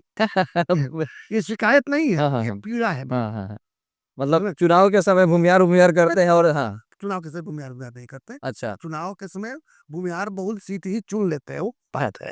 अ, लेकिन उन्होंने जैसा मैंने कहा ना भूमिहार को हाशिए पे चढ़ा के क्योंकि जो बड़े नेता हैं, हुँ, वो बड़ा दिल लेके उतर गए हैं। बड़ा दिल लेके तो सब कोई सीए बाबू बन जाएगा, तो फिर भूमिहार को कौन देखेगा? हुँ, इस मामले में विजय बाबू प्रसन्नता करता हूँ, विजय बाबू समाज का भी ख्याल रखते हैं। रखते हैं। अब जब ज़मींदारी की बात होती है, तो उसमें भूमिहारों का वर्चस्व रहा है कि भाई भूमिहार के पास सबसे ज़्यादा ज़मीन है। जब जातीय जनगणना हुई तो उसका एक अलग आंकड़ा निकल के आया और आज जो परिस्थिति है उसमें हमें लगता है कि भूमिहारी एक ऐसा वर्ग है जिसका मैक्सिमम जो लोग हैं पलायन कर चुके हैं बिहार छोड़ कर के, जिसका राजनीतिक नुकसान भी हो रहा है, वोट के तौर पे भी हो रहा है। कई ऐसे गाँव हैं जहाँ पे लगभग खाली हो चुके हैं, लोग हैं ही नहीं और धीरे-धीरे जो उनकी ज़मींदारी वाली जो स्थिति थी वो कट-कट के नए जनरेशन में आके बहुत छोटी हो गई है। तो क्या अब सरकार को विशेष रूप से कुछ वैसे लोगों के लिए नहीं, कुछ विशेष कुछ करना चाहिए जो बाकी अन्य जातियों के लिए कर रही है? और जो बचा-कुचा जो ज़मीन बचा हुआ है, उसमें भी देखा जा रहा है कि सरकार जो इस तरीके से सर्वे करा रही है, उसमें जो सबसे ज़्यादा नुकसान लोगों को जो आने वाले भविष्य में लग रहा है, वो लग रहा है कि भूमिहार या फॉरवर्डो को होने वाला है। लेकिन हम भूमिहार की बात करें तो भूमिहार को सबसे ज़्यादा नुकसान होने वाला है। अब मैं इसका एक्सपर्ट नहीं हूँ, हुँ, इसलिए मैं बहुत ज़्यादा इसमें नहीं कह पाऊँगा, लेकिन इतना ज़रूर कहूँगा कि ज़मीन जो है, हुँ, वो अनाज उपजाने के लिए है, भोजन के उत्पादन के लिए ज़मीन है। हुँ, ज़मीन को पड़ती रखना हुँ, या ज़मीन को बंजर बना देना, चाहे जिस जाति के हुँ, लोग हुँ, हों, अगर ऐसा करते हैं, तो हमारी समझ से धरती माता के साथ में जो है अन्याय करते हैं। इसलिए चाहे मालिकाना जिसके पास हो, जिसके पास मालिकाना है उसको तो कोई हटा नहीं सकता, कोई बदल नहीं सकता, चाहे जितना सर्वे आप कर लीजिए। मालिकाना तो जिसके पास है उसी के पास रहेगा और ये हमारा मौलिक अधिकार है, इसके कोई छीन भी नहीं सकता है। लेकिन मैं सरकार से ज़रूर ये अपेक्षा रखता हूँ कि हुँ, कुछ ऐसा नियम या कानून बनाए कि खेत पड़ती ना रहे। हुँ, जो छोटे-छोटे टुकड़े जो हो गए हैं, वो किस तरह से कोऑपरेटिव के माध्यम से या किसी माध्यम से उनको एक बड़े फार्म के रूप में किया जाए जिसका ओनरशिप रहे लोगों के पास हुँ, अलग-अलग लोग हुँ, जैसे कंपनियों के शेयर्स होते हैं, हुँ, उस तरह से खेतों के शेयर्स भी लोगों के पास में हों, लेकिन वो कृषि योग्य रहे और उसमें मशीन से खेती की जा सके, हुँ, ये आवश्यक है हमारी समझ से। इस तरह कुछ कानून बनाना चाहिए। इसकी आवश्यकता अब महसूस हो रही है क्योंकि बिहार जो भी है कृषि प्रधान राज्य ही रहा है हुँ, और आजकल कृषि से इतनी आमदनी नहीं होती कि लोग अपना पेट पाल सकें। कुछ लोग अपने ठीक है, अपने खाने भर का चावल, खाने भर का गेहूँ उगा लेते हैं, खाने भर का द दलहन तिलहन उगा लेते हैं, वहीं तक है, जो करते भी हैं। लेकिन एक बच्चों की पढ़ाई के लिए और आगे भविष्य के लिए भी कुछ हो सके, इस तरह का चीज़ अब बिहार के खेतों में रहा नहीं है। कारण ये है वही बताया आपने, टुकड़े-टुकड़े हो गए हैं। हुँ। टुकड़े होने के चलते अधिकांश खेत का बुआई ही नहीं हो पा रहा है। अब बुआई भी इसलिए नहीं हो रहा है कि अब लेबर इंटेंसिव हो गया है।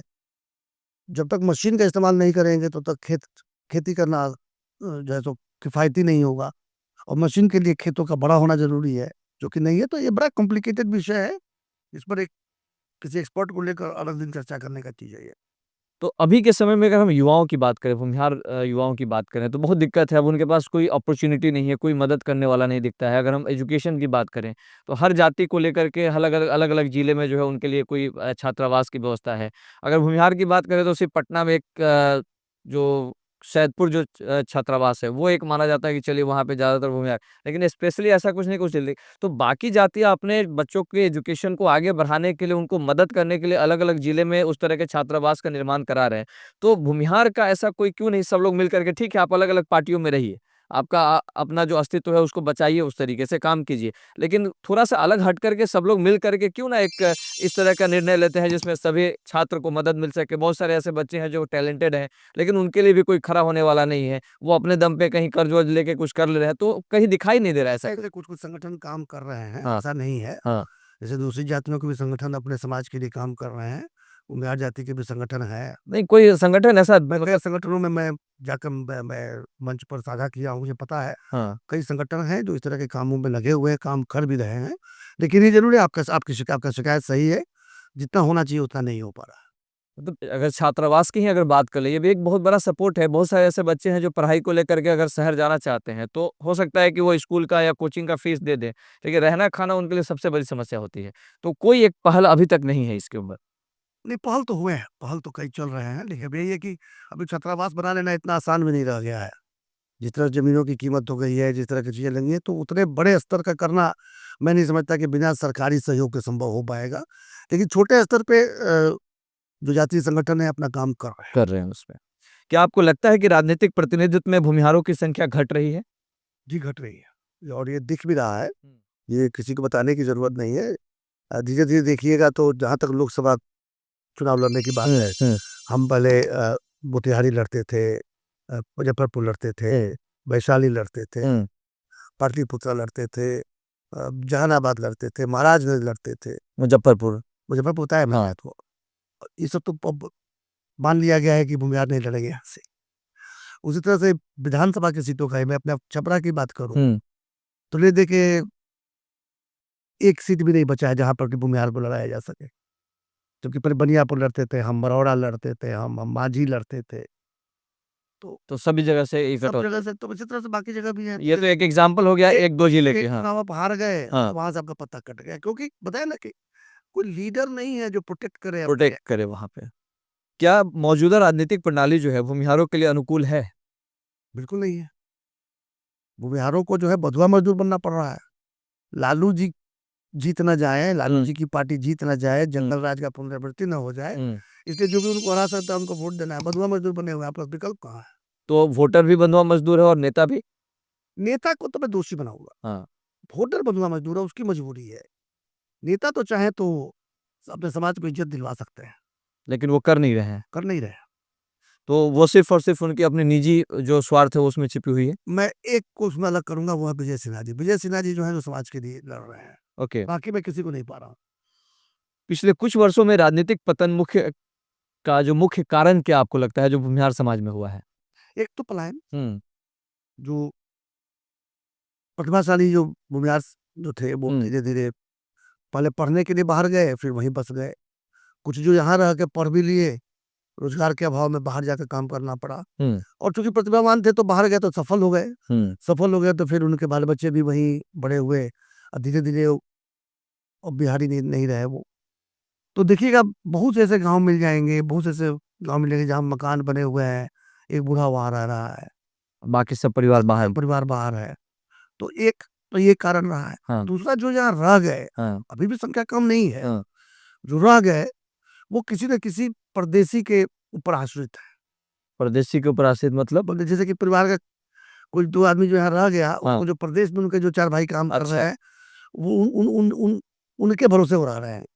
ठीक है, अपना खेती बाड़ी करके खाना खाने लायक तो उपजा लेते हैं, लेकिन कभी बेटी की शादी हो चाहे कोई और फंक्शन हो तो उनको प्रदेश से अगर समर्थन मिले तो बेचारों की इज्जत न बचे, खेत बेचना पड़ जाए। तो ये स्थिति भी है, और यही कारण है कि जो यहाँ भूमिहार बचे हैं, कुछ लोगों को छोड़ के जो ठेकेदारी वगैरह करते हैं, बिजनेस वगैरह करते हैं, या प्रोफेसर है, प्रोफेशनल्स है, पुलिस, हाँ, या किसी प्रोफेशनल्स हाँ है, हाँ उनको अगर छोड़ दिया जाए तो अधिकांश जो भूमिहार जो है हाँ। वो बाकी जातियों के मुकाबले खराब स्थिति में है। क्या आप मानते हैं कि अन्य जातियों की राजनीतिक शक्ति ने भूमिहारों को प्रभावित किया है? जैसे बाकी जो जातियां हैं उनका जो अपना राजनीतिक प्रभाव जब बना है। नहीं, ऐसा नहीं होता। हाँ हर कोई अपने हितों की रक्षा करता है, हाँ और दूसरे दूसरे जातियों को नेता मिला है जिन्होंने अपने हितों की रक्षा करने के लिए लड़ाई लड़ी और अपने समाज को आगे रखा, खुद भी आगे रहा। जैसे अब बात करें तो नाम नहीं बताऊंगा, कौन सा नेता है जो जातिवादी नेता है और उनका जातिवाद के नाम पर कोई परिवार को आगे बढ़ाया है।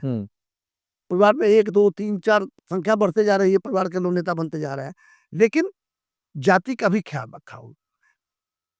दोनों काम किया मतलब आप। हाँ, दोनों काम किया, जाति का भी ख्याल रखा। जाति के लोग समझते हैं कि नहीं हमारे लिए काम कर रहे हैं, ऐसा समझते हैं। अगर नहीं भी किया तो लोगों को ऐसा लगता है कि मैं जाति के लिए, लेकिन ये भूमिहार में ऐसा नहीं। बिहार में ऐसा नहीं। भूमिहारों के बीच किस प्रकार के राजनीतिक मुद्दे अधिक महत्वपूर्ण है? अगर हम सिर्फ ये बात को हटा दें कि हम लालू यादव के डर से हम बीजेपी को दे रहे हैं, तो ये कोई मुद्दा नहीं है, ये एक डर है या फिर एक कुछ भी है। लेकिन अगर मुद्दों की बात करें तो भूमिहार जाति किस मुद्दे पे वोट करता है या करना चाहता है? बिहार से बड़ा राष्ट्रवादी कोई जाति में नहीं देखा मैं। अच्छा। बिहार हमेशा दूर की सोचते हैं, तो वो निजी लाभ के लिए नहीं बल्कि ये उनकी अच्छाई भी है, और यही इसी कारण उनकी दुर्गति भी है। तो ये दुर्गति को मैं स्वीकार करता हूँ, क्योंकि राष्ट्र हित में निर्णय लेते हैं, ये भूमिहारों की सबसे बड़ी खासियत है। अगर हम अभी की बात करें तो भूमिहारों की राजनीतिक एकजुटता जो है उसको कैसे बढ़ाया जाए, क्योंकि बिखरे तो है सब लोग, तो उसके लिए क्या क्या आपके हिसाब से काम होने चाहिए या पहल होनी चाहिए जिससे अब एकजुट होंगे नहीं होंगे ये बात की बात है, बस हम आपका विचार जानना चाहते हैं कि कौन से ऐसे काम होने चाहिए ताकि सभी लोग एक प्लेटफॉर्म पे आ सके। सभी लोग एक प्लेटफॉर्म पे आए आवश्यक नहीं है, जो जहां है वहीं से जो राजनीति वो करते हैं, जिस पक्ष की राजनीति करते हैं। देखिए, राजनीति करने वाले किसी एक जाति का राजनीति तो नहीं कर सकते। हाँ। उनको समाज को लेकर चलना पड़ता है, समाज को लेकर चलिए, वो जरूरी भी है, और ये इतना बड़ा सोच होना भी चाहिए। और भूमिहार अंदर से जातिवादी नहीं होता है, मैं जानता हूँ, तो इसलिए वो सोच करेगा ही, लेकिन हाँ, भाई अब इतने भी अब अंधे ना बन जाइए कि आप अपने समाज के लोगों को इग्नोर कीजिए। अपने समाज के लोगों को भी साथ लेकर चलिए। जहाँ है वहीं से लेकर चलिए। आपको एक प्लेटफ़ॉर्म पाने की कोई ज़रूरत नहीं है। जो जहाँ वहाँ करे। मैं अपनी तरफ से कोशिश करता हूँ और किसी समाज को कोई शिकायत नहीं है हमसे। सारे समाज के लोग भी मुझे उतना ही प्यार करते हैं जितना मेरी जाति के लोग प्यार करते हैं। मैं कोशिश करता हूँ। कितना सफल हूँ ये समाज बताएगा। ये मैं बताने वाला नहीं हूँ उसको। जब भी कोई योजना बनती है सरकार के द्वारा तो मुख्य रूप से ये देखा जाता है कि उन योजनाओं में विशेष जाति का ध्यान रखा जाता है या कैटेगरी का ध्यान रखा जाता है। लेकिन कई बार ये देखा गया है कि विशेष भूमिहार जाति को लेकर के कोई ऐसा योजना में विशेष ध्यान नहीं। अगर हम जनरल कैटेगरी से भी विशेष मान लें, तो हम क्योंकि जाति की बात करें इसलिए बस ये पूछ रहे हैं। तो क्या सरकार को विशेष रूप से अभी की परिस्थिति को देखते हुए, अभी की बेरोज़गारी विशेष रूप से हम लोगों में देखते हुए क्या ऐसा करना चाहिए कि कोई योजना स्पेशल लाना चाहिए? है तो, जैसे? कौन कहता है योजना स्पेशल नहीं है। सवर्णों के लिए जो हुँ, वो आरक्षण है हुँ, 10% वो तो भूमिहार भी तो हैं। आप आरक्षण की बात करें तो भूमिहार ये नहीं कहता कि वो आरक्षण का लाभ उसको नहीं मिल रहा है। आर्थिक रूप से जो कमज़ोर है, इकोनॉमिकली वीकर सेक्शन जो है, भूमिहार हो, राजपूत हो, ब्राह्मण हो या कायस्थ हो, वो हुँ, मिल रहा है ना। हुँ। 10% रिज़र्वेशन है। अब क सब सरकार ही कर देगा ऐसा थोड़ी होता है। अब भूमिहार तो सरकार के भरोसे रहते भी नहीं है। हाँ, हाँ। भूमिहार तो वैसे बड़े उद्यमी जीव हैं, हुँ। अपने हिसाब से अपना रास्ता ढूँढते हैं ढूँढ उसमें। लेते हैं। हुँ। क्या भूमिहार नेता युवाओं की राजनीति में सक्रिय रूप से शामिल कर रहे हैं? क्योंकि अब जो पीढ़ी जो है, जो युवा है, वो अपने रोज़ी-रोज़गार के फेरे में ज़्यादा लगा हुआ है। राजनीति में अब नया जनरेशन तो नहीं दिखाई दे रहा है, बस वही दिखाई दे रहा है जो पहले से नेता है और उनके बच्चे ही राजनीति में आ रहे हैं। तो इसके लिए क्या पहल होना चाहिए जो बाकी भी परिवार के, अपने समाज के बच्चे उसमें आए, शामिल हो? राजनीति में किसी को प्रेरित करके आप नहीं ला सकते। राजनीति की प्रेरणा अपने आप अंदर से होती है और सेकंड जनरेशन आएगा ही आएगा इसलिए हुँ। कि जो दूसरे प्रोफ़ेशन में चले गए हैं, वो अपने प्रोफ़ेशन से इतना खुश हैं कि राजनीति के लिए जो जितना क्राइटेरिया मेहनत करना पड़ता है, हाँ। इतना मेहनत का बहुत मेहनत करना पड़ता है, बहुत त्याग करना पड़ता है। आप ये सोचिए कि खाली क्राइटेरिया में राजनीति करने वाला आदमी लोग गंदा होगा तभी राजनीति करेगा, ऐसी बात नहीं है। बहुत अच्छे लोग राजनीति कर रहे हैं और ठीक कर रहे हैं, लेकिन परिश्रम बहुत है हुँ। और रिज़ल्ट की कोई गारंटी नहीं है। रिज़ल्ट की बिल्कुल गारंटी नहीं है, कोई लेकिन गा परिश्रम बहुत है। परिश्रम इसलिए और लोगों को हाँ। और आप क्या होता है ना, बड़ा सॉफ्ट टारगेट होते हैं राजनीति में जब होते हैं तो। हाँ। जिसको मुझे वो आए हुए मुँह उठा के कुछ आपके बारे में कुछ क बोल सकता है, कहीं कुछ दे सकता है। अब तो बहुत सारे हम लोग आँख कान बंद करके चलते हैं। कोई किसी काम से अगर स्वार्थ सिद्ध नहीं हो रहा है तो चाटू गाली करके चढ़ा दिया यूट्यूब में।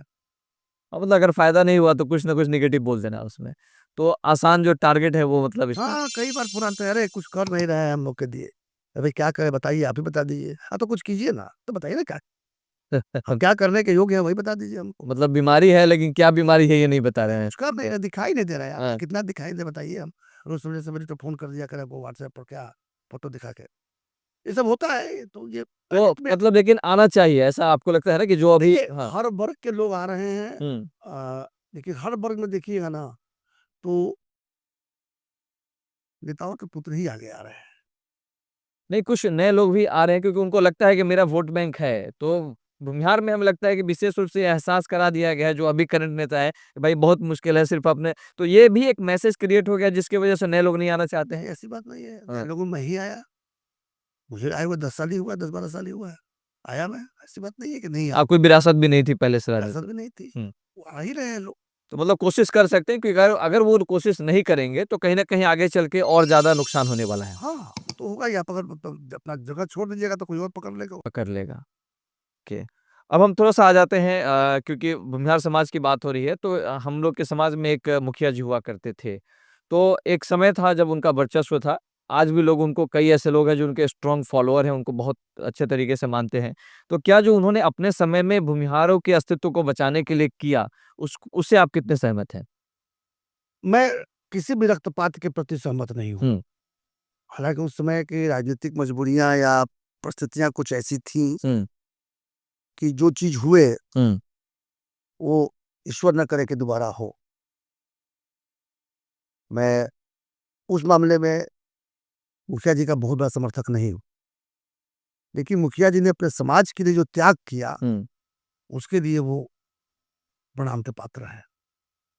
जो त्याग किया जो उन्होंने त्याग किया उन्होंने समाज के लिए जो किया, अब सोच से आप पूरी तरह सहमत नहीं भी हो सकते, हुँ, कोई आवश्यक हुँ। नहीं है। मैं उनके हर सोच से पूरी तरह सहमत हूँ, लेकिन भावना से मैं सहमत हूँ। भावना उनकी थी कि हमारे समाज के लोग जो हैं, वो इस तरह से हथियार नहीं डाल देंगे, प्रताड़ित नहीं होंगे, क्योंकि उसमें लालू जी के ज़माने में भूमिहार विशेष रूप से टारगेट पे आ गए थे। अब उसके लिए कितना रक्तपात ज़रूरी था, मैं उस पर नहीं कमेंट करूँगा। बिल्कुल, हाँ। मैं तो कमेंट नहीं करूँगा, हुँ, हुँ। मैं रक्तपात के बिल्कुल पक्ष में नहीं हूँ। जी। लेकिन शायद मजबूरियाँ रही होंगी, अब उतना मैं अध्ययन नहीं किया उसने, मैं उस पर हुँ, एक्सपर्ट की तरह कमेंट नहीं करूँगा। हुँ। लेकिन मुखिया जी समाज के लिए जीते थे, इसको कोई संदेह नहीं कर सकता। और यही कारण है कि उनके आज भी लोग फॉलोअर। जो है सो फॉलोवर हैं, आज भी लोग पीछे में मुखिया जी की बात करते हैं। मुखिया जी की जब हत्या हुई थी, जब उनका शव लाया गया था पटना में, तो हालाँकि मैं उनके ज़माने में यहाँ रहा नहीं हूँ, फिर भी मुझे लगा कि एक श्रद्धेय व्यक्ति हैं। और जब वो शव यात्रा चल रही थी, तो जगह-जगह पानी पीने का और ये सब सारी व्यवस्था मैंने भी अपनी ओर से करवाया था। 30-40 कियोस्क लगवाए थे और ये ऑटोमेटिकली हृदय से आया था। तो क्या उनकी जो हत्या थी वो एक राजनीतिक शिकार हो गई क्योंकि वो उनका उस समय पॉपुलैरिटी बहुत तेज़ी से बढ़ रहा था ये वो? तो हल नहीं हो पाया है, हाँ, केस तो हल नहीं हुआ, पता जी। नहीं चला कि असल में हुआ क्या हाँ। था। इसलिए कयास लगाने पर तो मैं नहीं, हुँ, हुँ। अब कैमरा के सामने आकर कयास तो नहीं लगाऊँगा। बिल्कुल। ठीक है। तो ये भी तो कारण है ना कि जिस तरीके से बाकी केसेस में चीज़ें बहुत एक्टिवली होती है, तो वो क्योंकि भूमिहार थे इसलिए भी उनके केस में को बहुत ज़्यादा लंबा समय हो गया, अभी तक कुछ अंजाम तक नहीं पहुँचा। कहीं बहुत ढीला बहुत ढीला है, बहुत से केसों का हल नहीं हो पाता है, उसमें से एक महसूस ये भी एक कर केस है। ओके। आज ये भूमिहार समाज के युवा रोजगार के लिए दर-दर भटक रहे हैं। इनकी कोई नहीं सुनता है। अगर हम थाने की भी बात करें, अगर किसी भूमिहार के साथ किसी गाँव में कोई घटना, अप्रिय घटना हो जाती है किसी दूसरे के माध्यम से, तो वो जब अपने लोगों को ढूँढना शुरू करता है तो कोई नज़र नहीं आता। वो भी नज़र नहीं आते हैं जो वोट के समय उनको खोज रहे थे, उन फ़ोन तक उठाना बंद कर देते हैं। तो इन सब चीज़ों का क्या असर पड़ रहा है समाज पे और ख़ास करके युवाओं पे? कम से कम हमारे यहाँ तो ऐसा नहीं है। हुँ, मेरे क्षेत्र में तो ऐसा नहीं है। मेरे क्षेत्र में ही क्यों, मैं जहाँ तक मुझे लोग जो लोग जानते हैं, याद करते हैं, हुँ, कभी कोई उनको ज़रूरत होती है तो हम बिल्कुल उनके साथ खड़े हैं। हाँ, ये ज़रूर है, अगर आप गलत हैं तो आपके साथ मैं नहीं हूँ। वो चाहे मेरी बिरादरी के हों, चाहे किसी और बिरादरी के हों। और सही है हुँ। तो दूसरी बिरादरी के लोगों के साथ मैं खड़ा रहता हूँ, अपने बिरादरी के लोगों के साथ तो विशेष रूप से खड़ा रहता हूँ। जब भूमिहार सम्मान की बात होती है और जब आपका टिकट कटा था तो पूरा जो भूमिहार समाज था वो इस चीज़ को लेकर के प्रतिरोध में था। उनको बहुत दुःख हुआ था और इसकी चर्चाएँ खूब चली थी और आप निर्दलीय आए और निर्दलीय आने के बाद आपने जीता भी और जो आपके विपक्ष में जो खड़े थे, वो मैदान छोड़ के भाग भी गए और इसको जब आपकी जीत आपको मिली तो लोगों ने खूब इसका एक मान-सम्मान भी बढ़ाया, अपने से अस्तित्व से जोड़ा।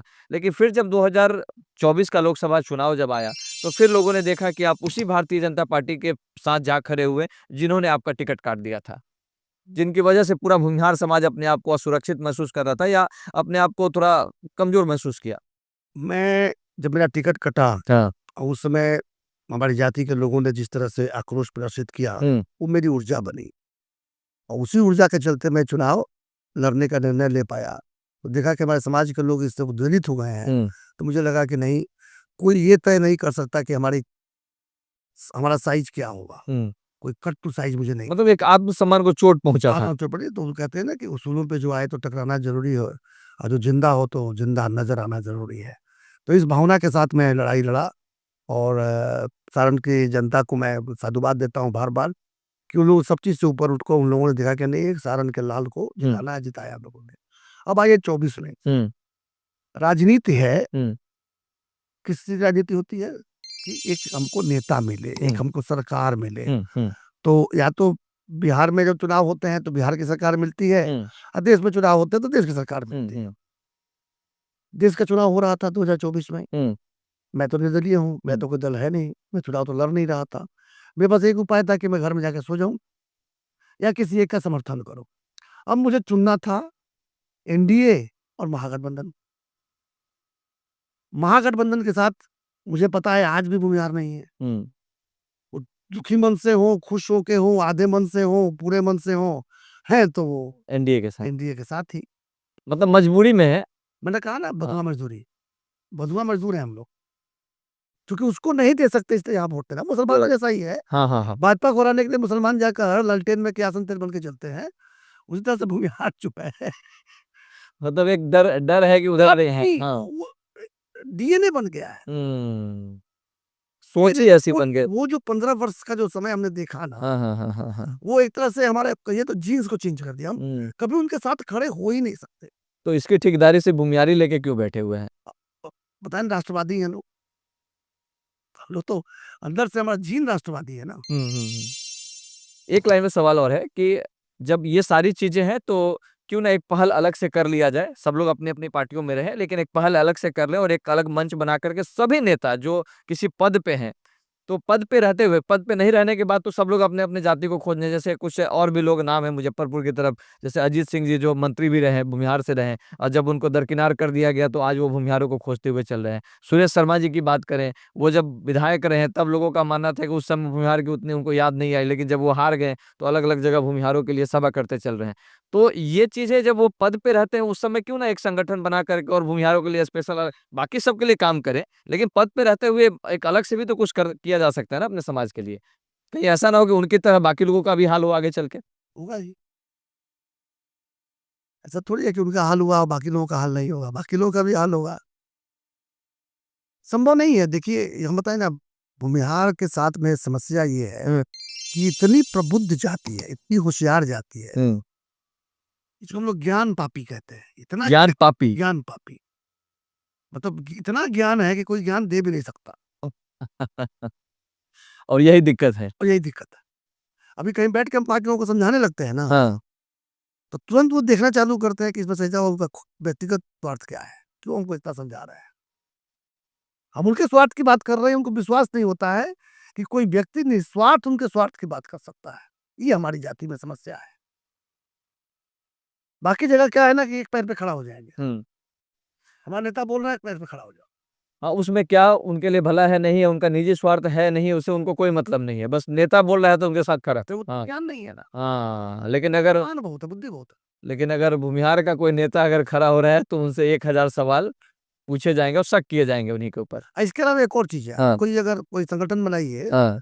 तो जितने लोगों को जोड़िएगा सब मंच पे ही रहना चाहेंगे, सभा में बैठने वाला लोग नहीं मिलेगा। तो मैं अपना व्यक्तिगत अनुभव बता हुँ, रहा हूँ। हुँ, हुँ, हुँ। सभा खाली रहती है, मंच ठसाठस रहता है। तो सबको ऊपर ही दिखना है। और नहीं दिखेंगे तो कहीं नहीं सबको दिखेंगे। बोलना है, अच्छा, और माइक मिलने के बाद छोड़ना भी नहीं है। ताकि दूसरे बोले। इतना ज्ञान है ना कि सब जब तक बाँट नहीं देंगे, तब तक छोड़ेंगे कैसे? हालाँकि ये बात आप कह रहे हैं और कहीं न कहीं ये पीड़ा है और यही कारण है। मुझे भी ऐसा लगता है कि ये कारण है जो हम लोगों के राजनीतिक पतन या जो कुछ पतन नहीं हो सकता है जी, भूमिहार का कोई पतन नहीं कर सकता है जी। अच्छा है। वो दिमाग से निकाल दीजिए। राजनीतिक रूप से ज़रूर हम लोग कमज़ोर दिख रहे हैं, हाँ, हाँ। लेकिन हमारे बिना किसी का चलना भी नहीं है। हम इतना बता देते हैं। अगर मैं खड़ा नहीं हुआ होता, मेरे साथ भूमिहार खड़ा नहीं हुए होते, हाँ। तो सारण का भी वही हाल हुआ होता जो शाहाबाद में हुआ था एनडीए का। आज हाँ, अगर आप लड़ जाते हैं या फिर हाँ। लड़ नहीं, खाली विरोध कर जाते, लड़ने की ज़रूरत नहीं थी। हाँ।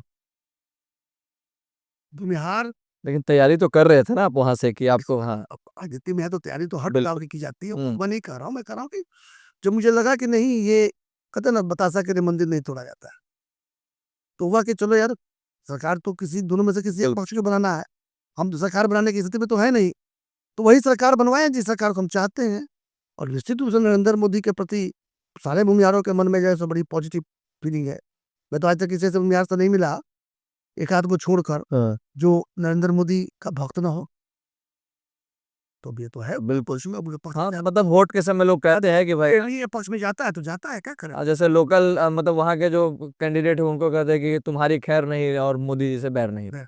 ये लोगों का स्लोगन रहता है उसमें। जो अभी हम बात करें मुन्ना शुक्ला जी का, तो मुन्ना शुक्ला जी क्या भूमिहार होने की वजह से साजिश के शिकार हो गए? बिल्कुल नहीं। ये क्यों कह रहे हैं भूमिहार में तो इतना अपन, लोग सब बाकी लोग भी तो भूमिहार ही थे। जो लोग बरी हुए वो भी भूमिहार थे। नहीं तो किसी को सज़ा भी मिली दूसरी जाति में, एक एक एक एक ब्राह्मण सज़ा भी मिली और एक वो ब्राह्मण है, भूमिहार को मिला। और सुप्रीम कोर्ट के निर्णय पे हम लोग बैठ के यहाँ नहीं, नहीं सवाल नहीं उठा सकते हैं। नहीं, नहीं बिल्कुल। लेकिन उस चीज़ को लेकर के भारतीय जनता पार्टी कुछ पोस्ट कर रही थी, जो खुशी व्यक्त कर रही थी इन चीज़ों को लेकर के। देखिए, ऐसा है ना कि हुँ, भारतीय जनता पार्टी के कौन लोग कर रहे थे मैं नहीं समझता। ऑफ़िशियल पेज से आता था। ऑफ़िशियल पेज से इस बात की खुशी ज़ाहिर कर की जा रही थी कि हाँ, उनको मतलब आजीवन कारावास हुआ। ठीक है, वो तो वहाँ का न्यायालय का मामला था, लेकिन एक तरीके से खैर उसको आगे करते हैं। एक जो और सबसे सॉफ्ट टारगेट हो गया है, क्या नेता ही जो भूमिहार के नेता हैं वो टारगेट हो गए हैं, या भूमिहार के लोग टारगेट हो गए हैं कि अशोक चौधरी जैसे नेता जाते हैं और जाकर के अपने सभी समाज को, भूमिहार समाज को मतलब बहुत कुछ कह देते हैं, दोषी बना देते हैं। तो इन सब चीज़ों के पीछे क्या और इस कारण तरह से अशोक चौधरी जी का ज़बान फिसल गया था, वरना अशोक चौधरी जी का दामाद ही भूमिहार है। अब उससे ज़्यादा प्यारा तो कोई होता नहीं, दामाद से प्यारा कोई संबंध होता है क्या? नहीं, संबंध तो नहीं होता है, लेकिन शायद वो कोई एक उनकी खींच थी जो वहाँ निकल गई। निकल गया होगा, हम कहेंगे स्लिप ऑफ टंग है, ज़बान फिसल गई थी। मैं जानता हूँ अशोक चौधरी जी वैसे व्यक्ति नहीं है, भूमिहारों के प्रति कोई दुर्भावना नहीं रखते हैं। अगर रखते तो अपना कन्यादान नहीं किए थे किसी भूमिहार के लिए। तो मैं कहूँगा ज़बान फिसल गया, किसी का भी ज़बान फिसल सकता है ये कोई। तो ऐसा परिवेश ऐसा लग रहा है ना कि आने वाले समय में अब धीरे-धीरे वैसे भूमिहारों के खिलाफ ऐसे ही माहौल है, इसलिए अब चाहे तो उनको भी जोड़ सकते हैं। अशोक चौधरी को जोड़ देंगे तो कोई हाँ, भूमिहारों के खिलाफ तो माहौल है ही। हाँ, हाँ, हाँ, हाँ। तो ख़ैर आपसे बात करके बहुत अच्छा लगा और हमें लगता है कि जिस तरीके से हर मुद्दे पे आपने स्पष्टता से अपनी बात रखी, हालाँकि ये मुद्दा बड़ा पेचीदा था, इस पे बहुत कुछ जो नहीं बोला जा सकता है, वो भी आपने अपनी बात रखी देखिए, है। अकेले आप जिस तरह की पत्रकारिता करते हैं, हुँ, मेरा प्रयास ये रहता है कि जब भी मैं आपके शो पर आऊँ, जी, तो मैं थोड़े समय के लिए भूल जाऊँ कि मैं नेता हूँ, मैं किसी दल से हूँ बिल्कुल। या कुछ भी। मैं बिल्कुल आप जिस तरह का विवेचना करना चाहते हैं, मैं खुले मन से इसीलिए करता भी हूँ और बड़ी मेरी ईश्वर से प्रार्थना है कि आप जिस तरह की पत्रकारिता करते हैं, इसको लोगों का समर्थन मिले और आप जैसे लोग और आगे बढ़ें। बहुत-बहुत धन्यवाद और हमें उम्मीद है कि आपके विचारों से बाकी लोग आपने अपना अवसर दिया उसके लिए बहुत-बहुत धन्यवाद आपको भी। धन्यवाद सर।